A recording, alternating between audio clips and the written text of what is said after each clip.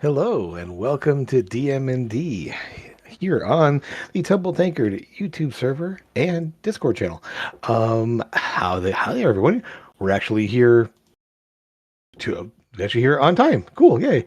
Um, uh, Good to see folks there in the chat there. And hopefully some more will jump in here. We have a nice big crew here. But today we are talking about those crazy situations where a player throws a curveball at you that you were not expecting. And this oftentimes is just um, like, hey DM, can I do this? Or hey, I want to do this, and it's something you were not thinking was going to be an option in this scenario, and you have to think on your feet. How do we make this work? There's no rules for this, but it's a cool action. Let's try it, and we'll get into some examples here in a little bit here. But when these things happen, when these things come to you, you have a couple. I have some advice for this. And first off, take a breath. Just pause for a moment, not too long. Don't want to keep everyone waiting, everything else for too long here, but take a moment, just kind of take a breath, and then ask yourself a couple of questions. First off, does this make the game more fun? Is this a cool action? Rule of cool is a big thing in this thing here. Is it to make the encounter more interesting? Is it to make the encounter more potentially more challenging in some ways? That's something they do may have consequences that lead to some interesting new challenge based on what's happening in the encounter. Um, Good example. This one person throwing a fireball while you're in an underground cave. Sure, you can do that, but now that cave is going to partially collapse. So now there's a challenge of now partially blocked off, so might have to dodge out of rubble, make some deck saves, not to get trapped under some rocks. So some interesting things can happen there. And there's nothing against the rules, but it's something you may not have been expecting the players to do because it's kind of a crazy thing to do. Um, the other thing to consider when these things come at you is it going to trivialize or truncate your encounter? Is this going to just end the encounter all of a sudden? And if you're okay with that and you've got something else prepped or there's something else you can do, then by all means have this really cool, crazy, awkward, epic thing happen and have some sort of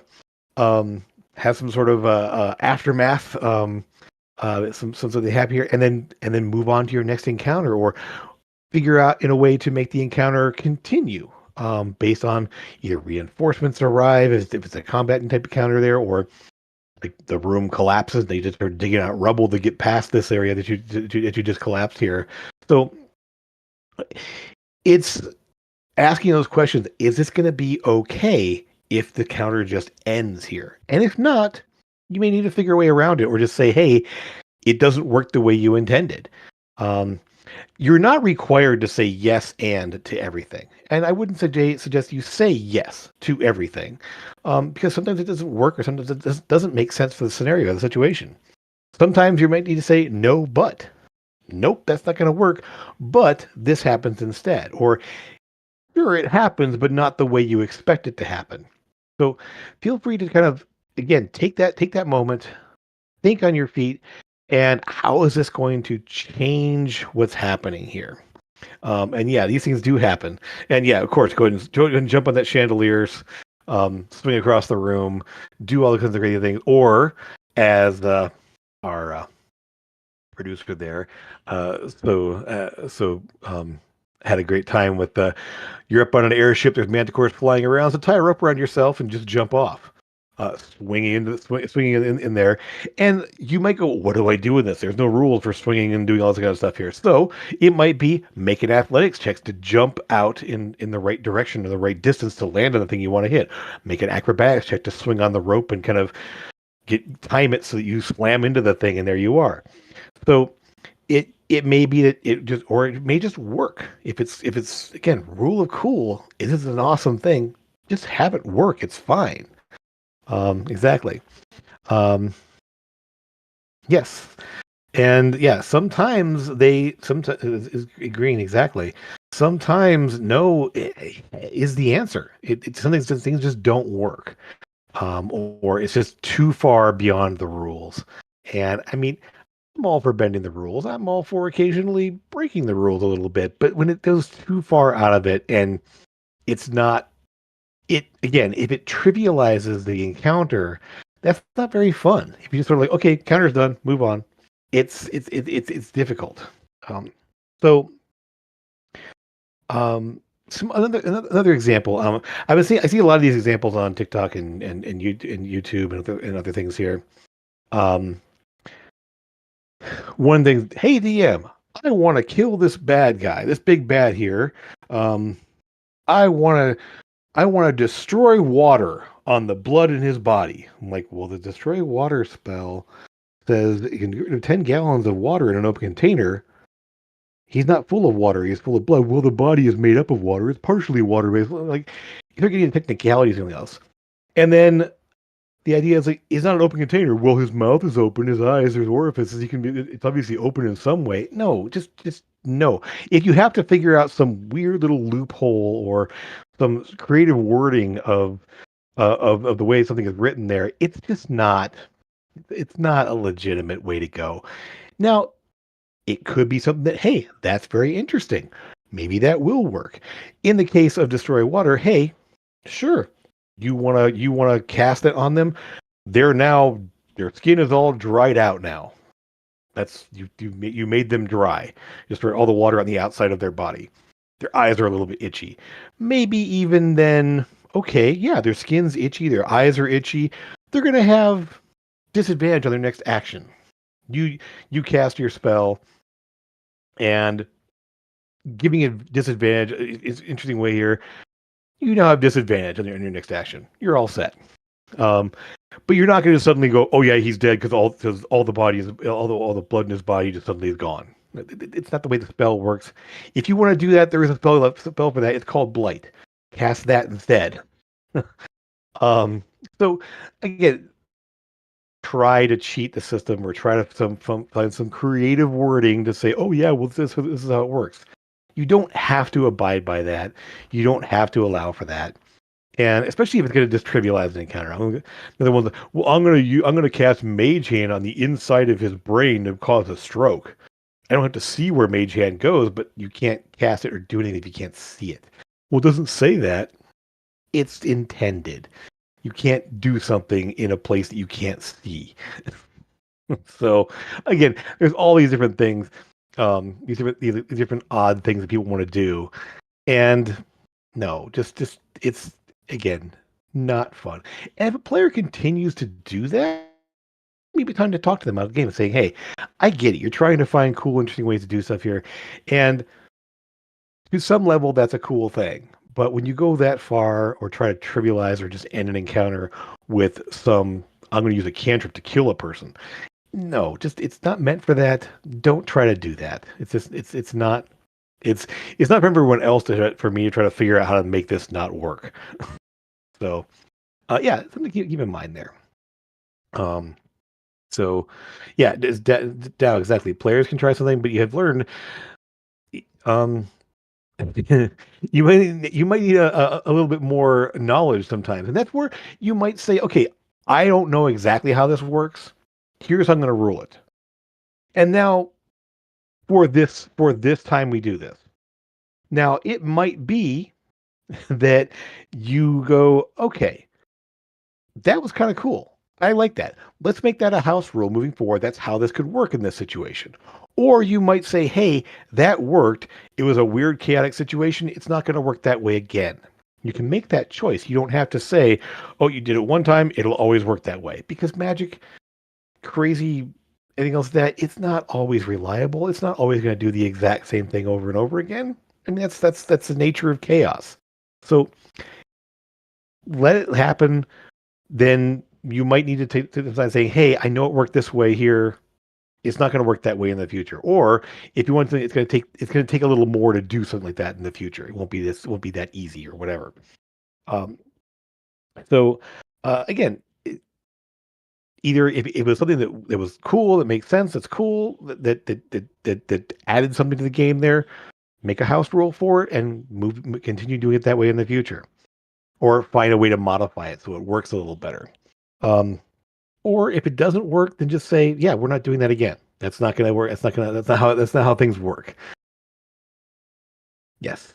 Yeah, exactly. Rulings do not set precedents, especially rule of cool rulings, because again, that's the whole point. Rule of cool is in the moment. Something crazy happens and you let it happen because it's cool.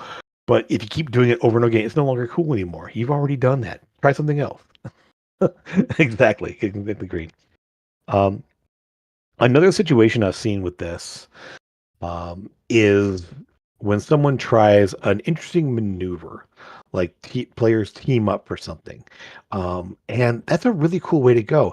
And so when they come up with an inventive way to team up on something, or I mean, the idea of, and people that have played Baldur's Gate can kind of see this here. Hey, I'm going to create water and dump a bunch of water here, and then he's going to throw a lightning bolt. And the people that are all standing in the water. Now in Baldur's Gate, you're electrified, you take extra damage, you have a chance, an easier chance to fail your save.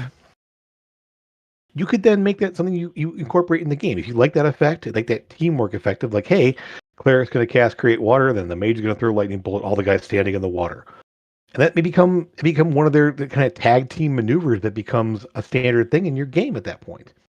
Understand, however, and the players need to understand this there, it works against them as well. So if they're walking through the water and the enemy mage shows up there and throws a lightning bolt into the water, they're all going to be hit by that very similar effect.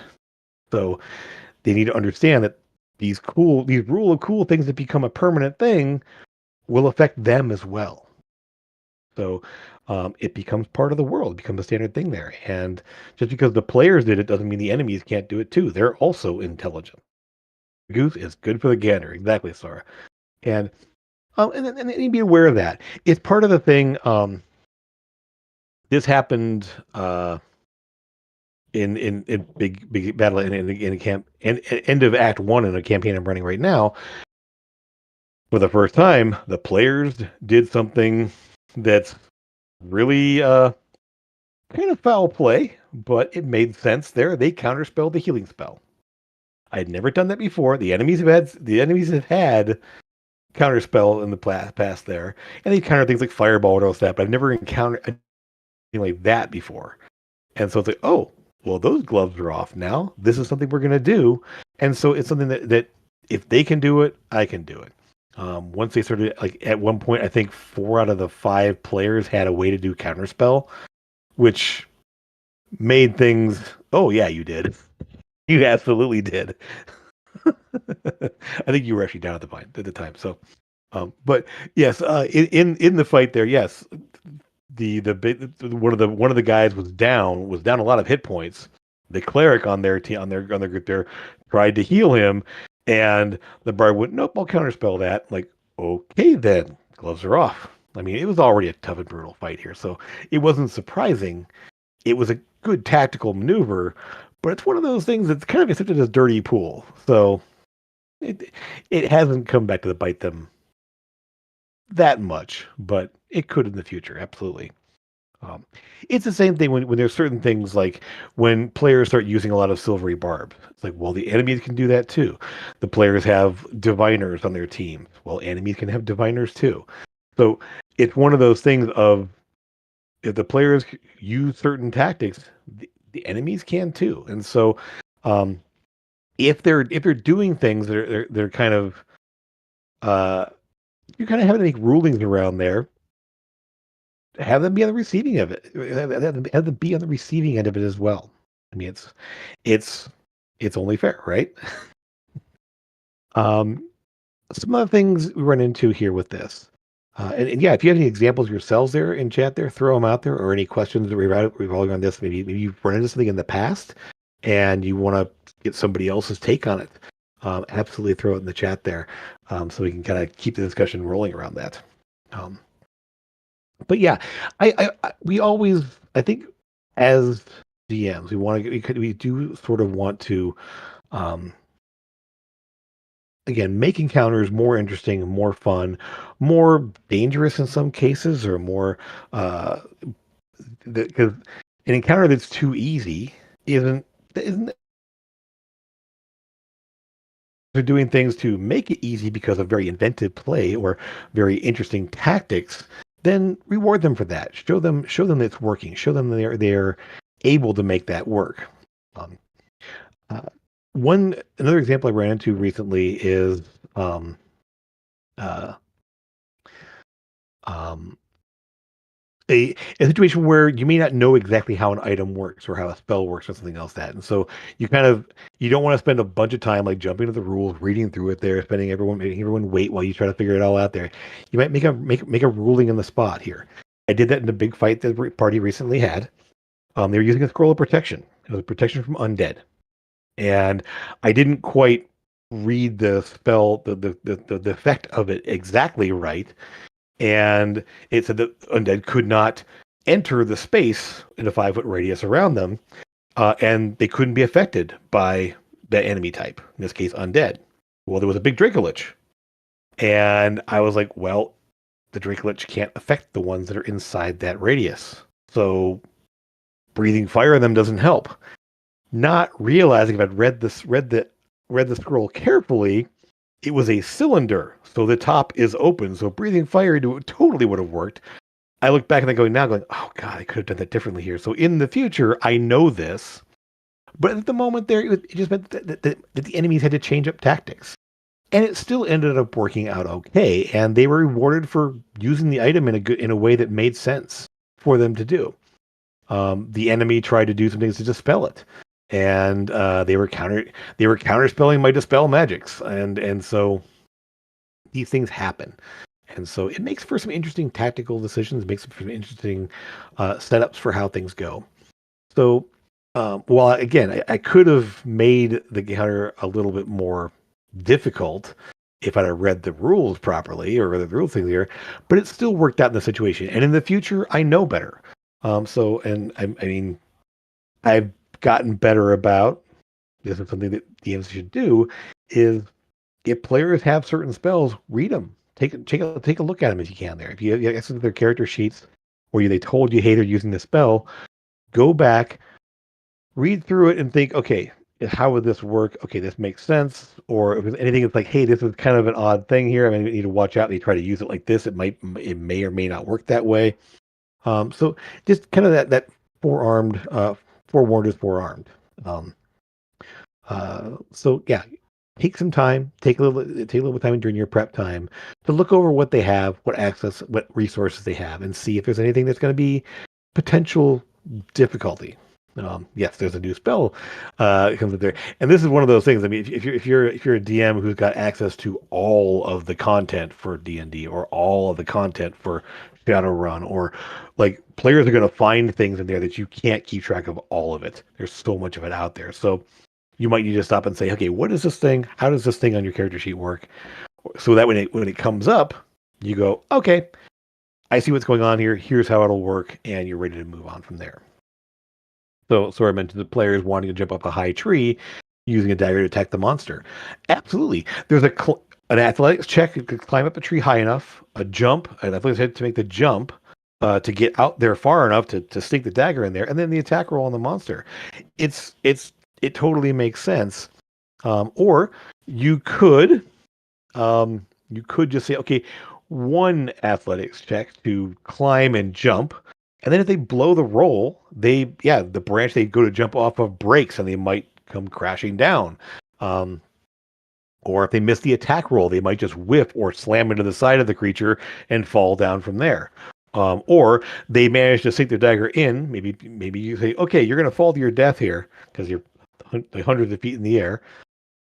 They may go, oh, well, can I do something to grab on? Okay, we'll make a check for that. So you can always use those checks in creative ways to kind of see how that situation could work out differently. So that example there, you have a rogue type person who wants to stab a dragon with his dagger.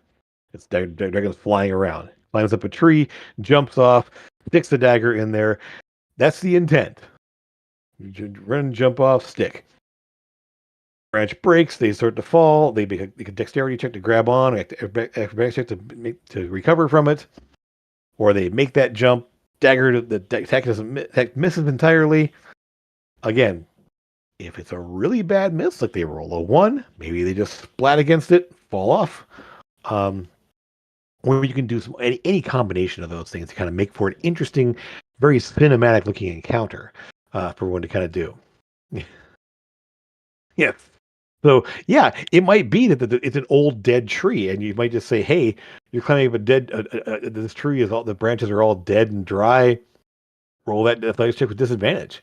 Again, make it more challenging. If they have a really super high athletics, and you're like, "Okay, these guys are high level," um, and for some reason don't have flight, you might want to say that this branch is roll with disadvantage there and make it more of a challenge for them. And so again, it kind of um, comes down to how to make this more of an interesting, chaotic, crazy encounter that's a lot of fun. And one thing you want these encounters to be when these things happen, they should be a memorable moment, something the players may talk about in the future. Something that they may say, "Hey, remember that time when you did that crazy thing and it worked and it was awesome."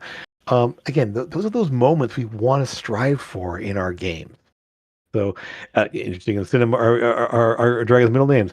I have to agree with that because I've seen this. I've seen this guy playing here. He definitely comes up with some some crazy, interesting ways to do things sometimes. And that's just it. When you know your players as well, when you get to know them and how they play, you can kind of expect certain things from them.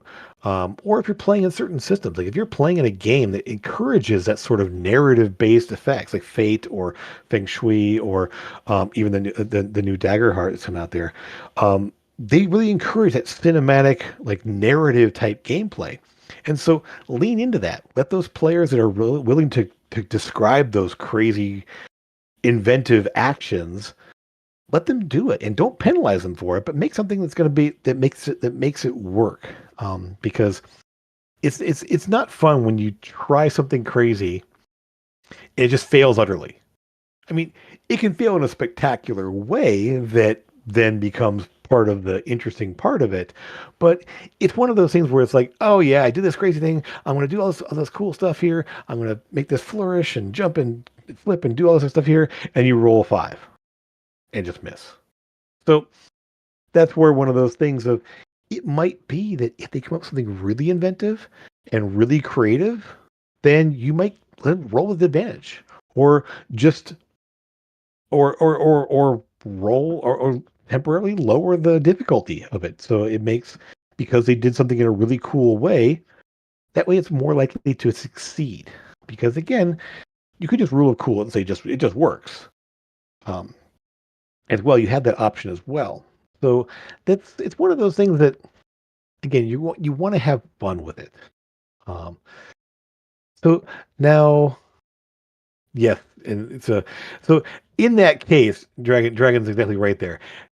I encourage players, if I can do it, is roll first, then describe how it works. So that way, if you roll badly, you can say, "Oh, here's how I failed," or you roll really well, then oh yeah, I'm going to do this crazy thing, so that way you're not running into that problem there. So yeah, roll then describe the action.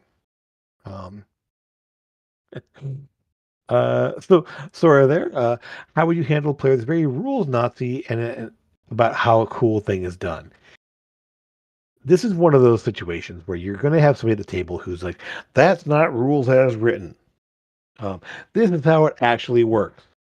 Now, you can essentially say, "Sure, but here's how it's going to work in this situation." And they may get all upset with that. They may get grumpy about that. But ultimately, it's your game, and you're all playing together. And so, hopefully, if it's one of those things where they kind of keep doing it and keep doing it, then you might need to talk to them after game to say, "Hey, I understand that wasn't quite by the rules, but it was a really cool thing. You got to admit that. Let's go ahead and let's go ahead and not worry so much about it there." If I say, I mean, as a DM, you might say, "Hey, I'm not sure how this works exactly here. Does anyone know?" And it's like, "Oh yeah, it works like this." And so then by all means, let them have their moment of, "Hey, my rules knowledge came in handy. Great." And some people like that. So if an opportunity arises there and say, you know what, you're right. It's not, this work like that, but this is a unique situation, so we're going to let it slide. And then again, may not work the same way the next time here, or that we may buy by the rules a little more closely in the future. But let that person have their moment. Um, and in some places, if it's a situation where, hey, the rules do apply here, you're right. This is how it's going to work.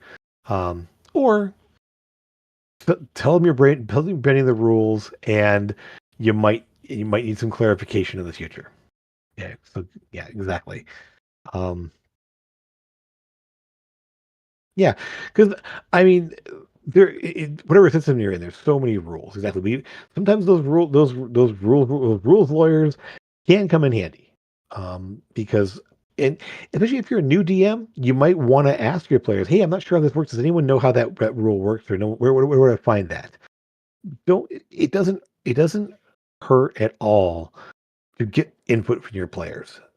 It's when the game derails. I've been in games where suddenly it turns into devolve into this major debate and people looking things up online. It's 15, 20 minutes go by and you're still trying to figure out how it works.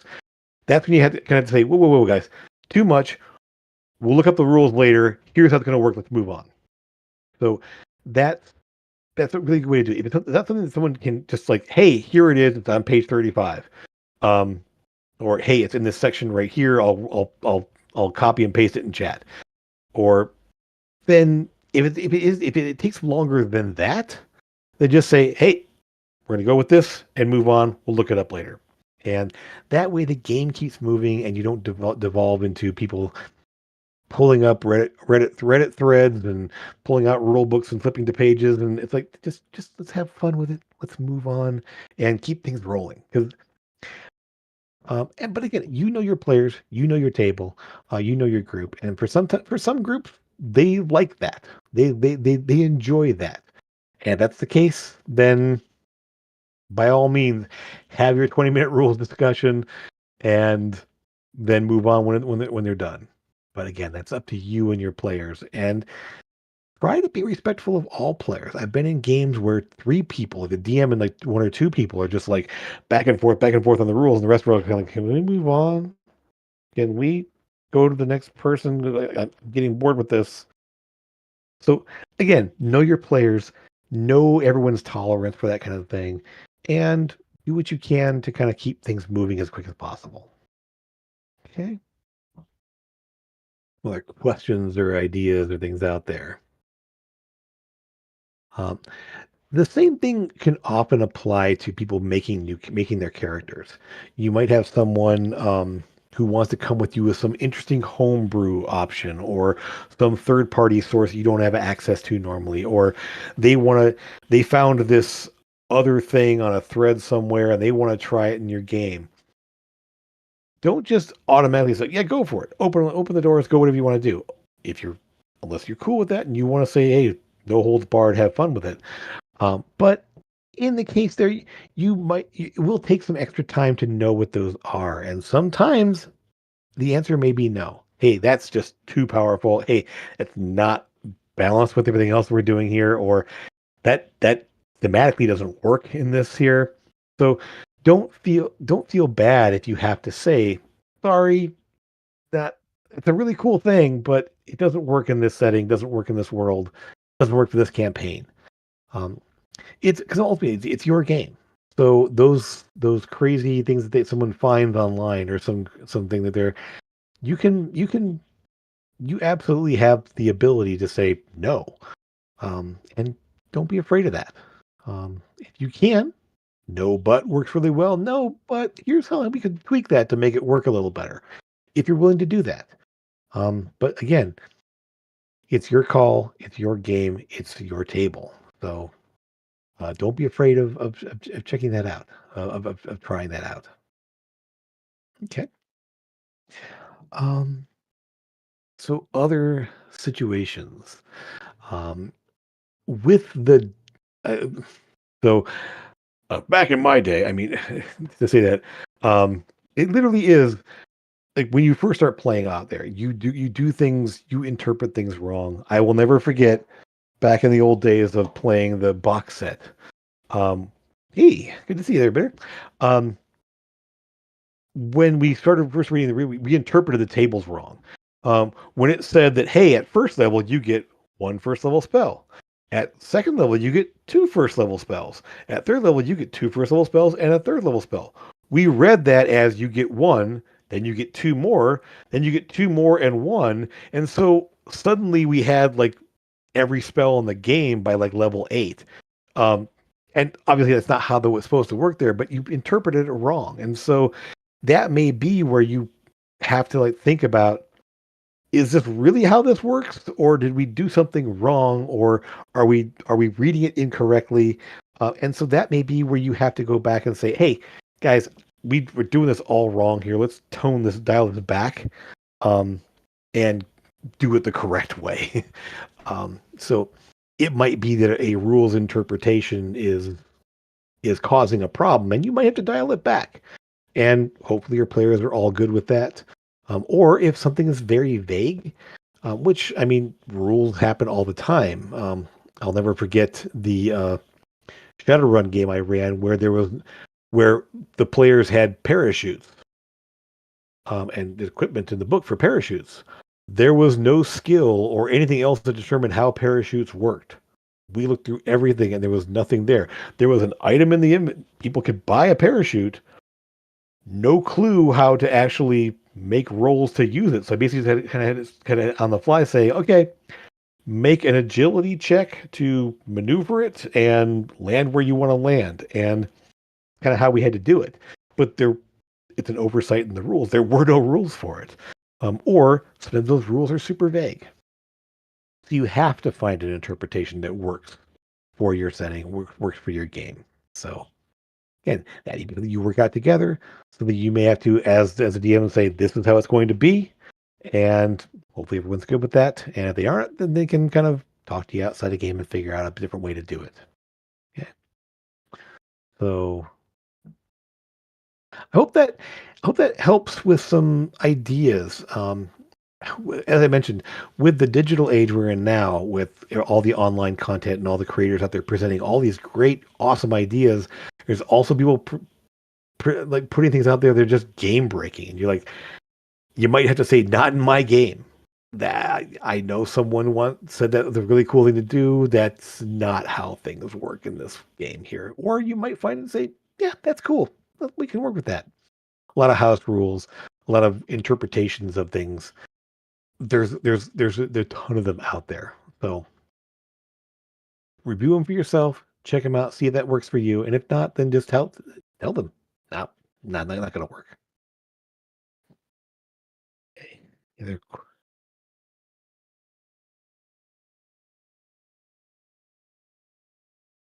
let's see. I know I've got a few of you out there are DMs, um, and have had some of these experiences here. Go ahead and feel free to throw some of those times you've had to do this in chat, um, sorry, had to do this in your games. Throw them in a chat, and we'll kind of keep the conversation going.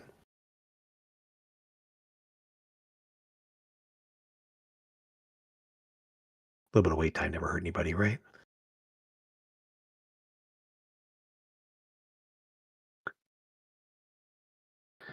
Um, another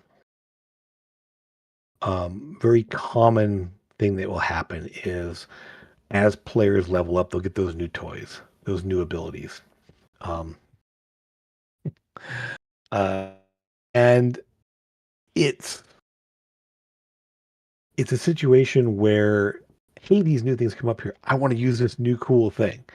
Um, so keep that. There's going to have that ebb and flow of things when they get those new toys, when they try out those new items, when they try out um, those new abilities they've gotten.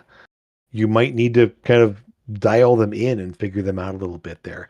But again, work with them, check it out there, and they're one to electrify the whole ocean. Um, yeah, that's not how electricity works. Um, but yes, within a certain radius. Yeah, if you're in the ocean and lightning strikes the water near you, you're going to get affected by it. but it's not going to affect everything everywhere like all at once. So exactly, yeah. So that's a good rolling. Yes, within a certain range. Yeah, maybe you're within 30 feet or 15 feet or whatever you decide in the moment. Um, then go for it. Um, oh, good question, Dow. Okay, you're right. So before I can jump into that here, yes, let's finish up with the story here. It's not in the rules. So it's not. So you may have to make sort of a judgment call, and you might want to just see what makes sense to you in the moment, and they need to be okay with that. Like you might say, hey, yeah, anyone within 15 feet of the strike, or anyone within 30 feet of it, or within 15 feet they take full damage, and 30 feet from 15 to 30 feet they take half damage, and nothing beyond that. That way, it's fair. It somewhat makes sense, but there's that way they can try something out there, but it's not going to be ridiculously overpowered or game breaking or anything else. So that puts the question out there. If players don't ask the right question or roll higher enough, should they suffer not knowing, even though they can still learn as the adventure progresses? This is a really good question. Um, because a lot of times when you're investigating things or trying to find out clues, you might not ask the right questions. You may not look in the right places, or if you don't roll high enough, you might miss something here. One of the things I really try to press on the situation is here: if it's something is vital to progressing the plot, then it shouldn't be hidden only behind a die roll or them asking the right question. It might take a little longer to find it if they don't roll well or they don't ask the right question there, but it needs to be accessible. And so it might be that, hey, no one's asking for this, no one's looking in the right places, no, the rolls are coming in terrible here. What I do a lot of times in a situation is if there's a vital clue in the room or a vital NPC they need to find, you have everyone make their rolls. And rather than setting a DC of it needs to be 20 or higher in order to succeed, I will just take whoever rolled highest, they find it. Or whoever rolled highest, they they spot the right person in the crowd. Um, Now, if they roll really terribly, it might take a little longer, and you might describe it being a bit more of a frustrating experience. There, you're checking in things there, don't nothing seems to be there, and then suddenly you you spot this little drawer, you pull it open there, and the thing you need is in there. Or you're looking and scanning the crowd, trying to find that person there, and you don't see him there until all of a sudden somebody calls out, and you look that direction, and there they are, right over by that person. So that way, you still progress, but it isn't you aren't losing the momentum of what you need to have happen. Now, if it's some kind of a bonus thing, like hey, they didn't spot this thing and there's some loot in there for them, or there might be a little secret that isn't vital, but it might be interesting, then you might have it set so that nobody finds it. Or if they don't ask the right question, they may not find out the information there. But at the very least, you want to make sure that any vital clues they need to progress the story are going to come out, because that nothing ruins the progress of an adventure more than having something just not show up that they need. Um, yeah.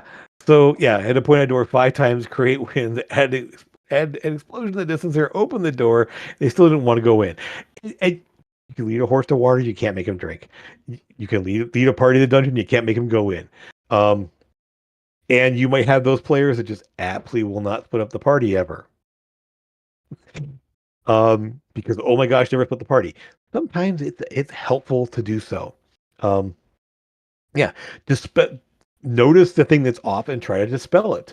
Notice the thing that's not working right there, and try something different.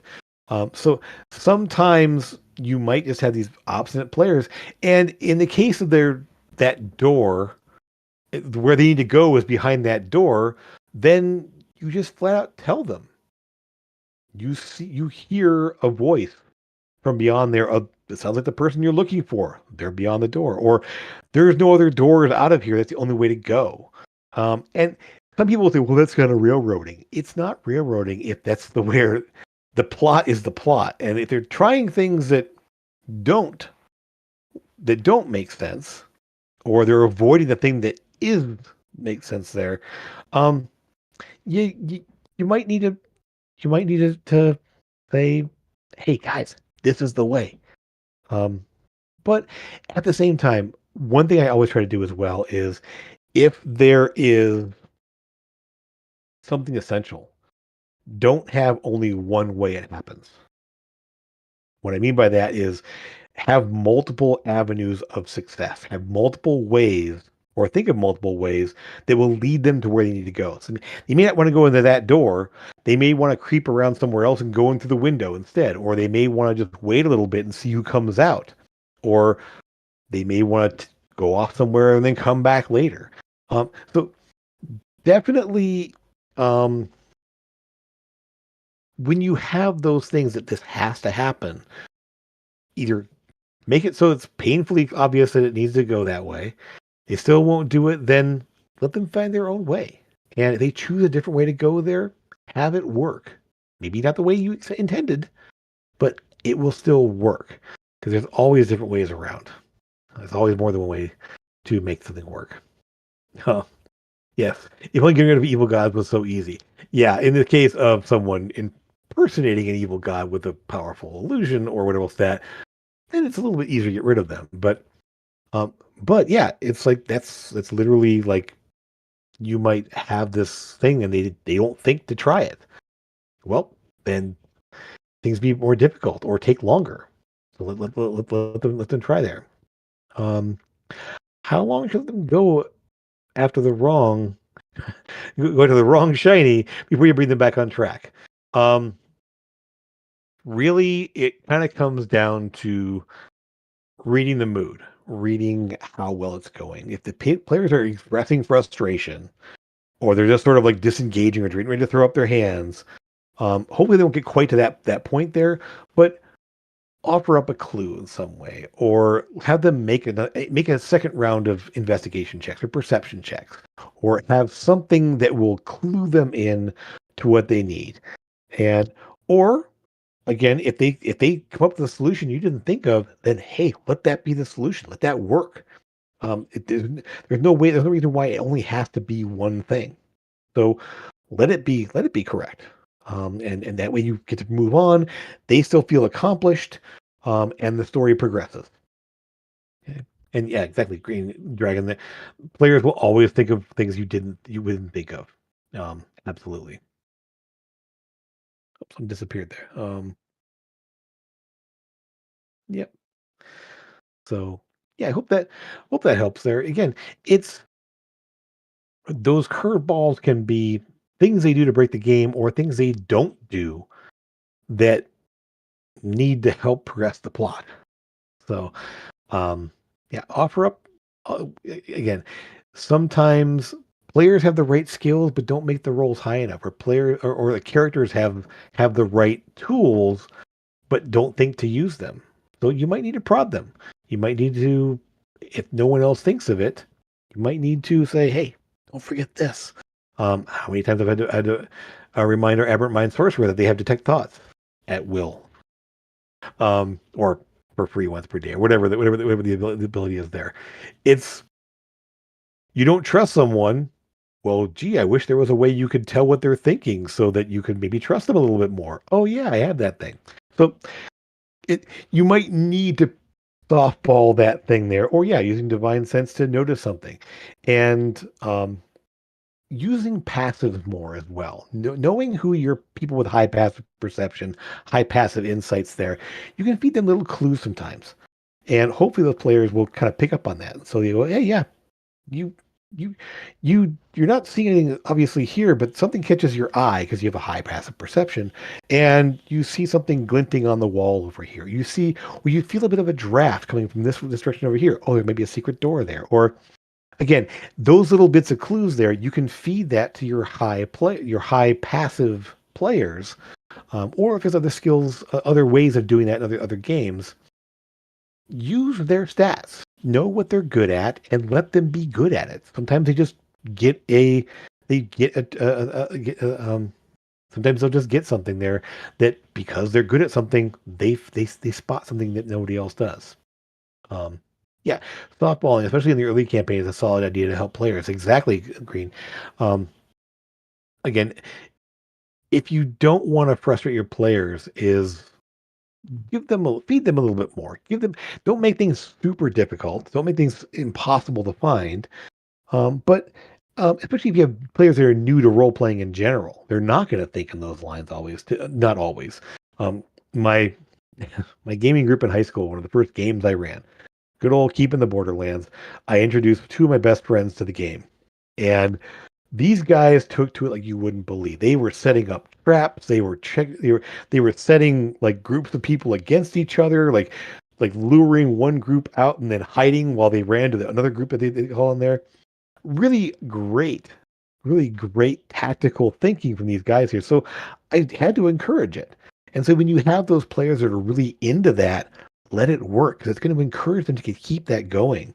And so, um, and again, early in the campaign, they don't know the whole world yet. They don't know everything that's going on yet. They don't know what's out there. So give them a little bit more to help them engage and help them discover things that are going to help them stick with the campaign and be more involved. Um, so in this case, yeah, Dow, they didn't ask the right question. They refined the children. They didn't get the answer. Uh, they couldn't find. I thought it was getting rowdy and demanding. Um, yeah, it's tough. So it might be, yeah, not asking the right question might be maybe the bad guy slips up and says something accidentally. Like, what, you think I'm gonna tell you where the kids are? What kids? Um, oh, the kids. You know something about that? And they'll glom onto that. So, like, have the bad guy make a mistake. Have something. Um, again, that high passive. Maybe if they're looking for children, maybe there's a doll tucked into a pocket in his cloak that someone spots the arm of it sticking out. It's like, hey, what is that? And now they're looking and investigating here. So it might be that, yeah, they didn't ask the right questions, but you could feed them enough to maybe get them in the right direction. Um, and so, yeah, it's one of those things of red dots on the back of your neck. Some clue that tells you that something is amiss, something is something to check out. And if they still don't do it, then something else can come along. They're going to find some way of getting the information.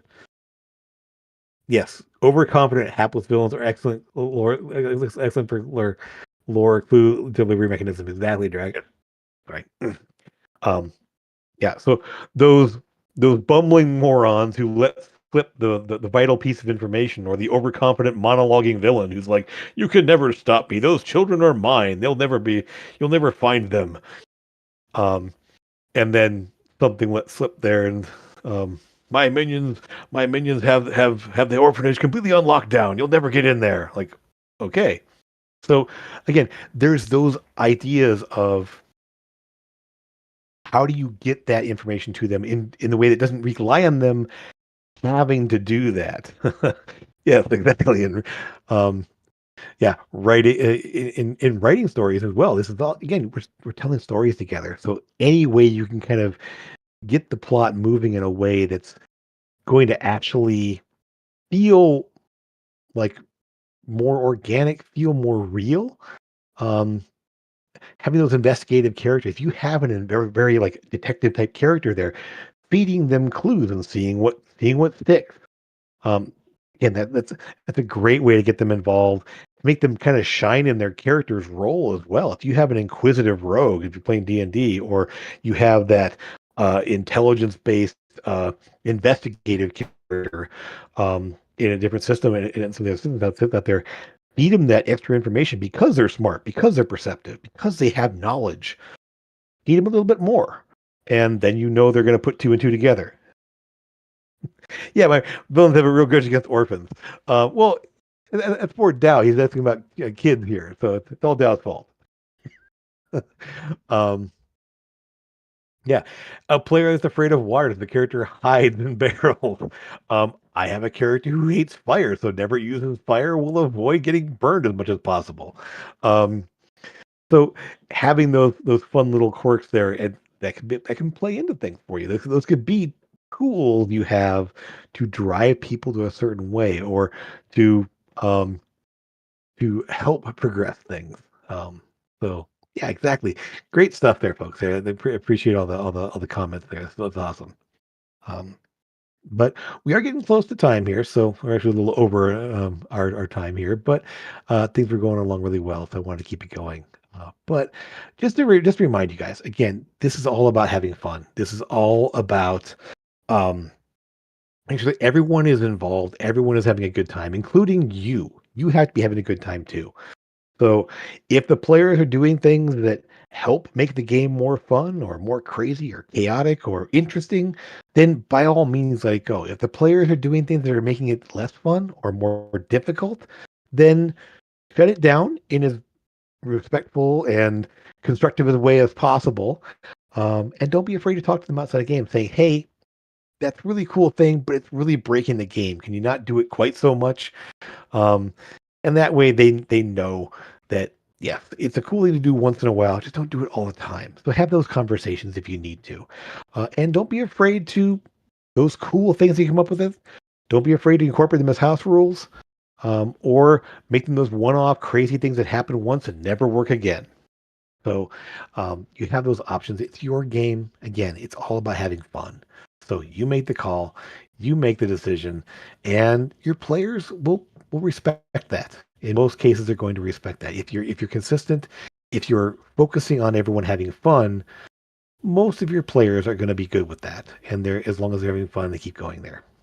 So hope that helps out. Hope you guys had fun today. I enjoyed all the comments, you guys hanging out there. Um, we should be back again in 2 weeks. And if you have, as always, if you have any questions you want to have answered, any topics you want to see covered, throw me a message, drop a comment on this video, or if we're on servers together, throw a suggestion in one of our shared servers. Again, the Temple Tankard is always looking for folks here, so link is in the description if you want to jump in and join us. Um, but I hope you guys got some good information today. It was fun putting this together, and it's been one of those things I've been seeing a lot in on my forays into YouTube and TikTok and various places with our content creators. So hope that helps out. And again, we'll be back in a couple of weeks. There, we'll see what we come up with next time, and hope you can all join me when that happens again. So thanks for being here. We'll see you again soon. Have fun and enjoy your games. Bye, folks.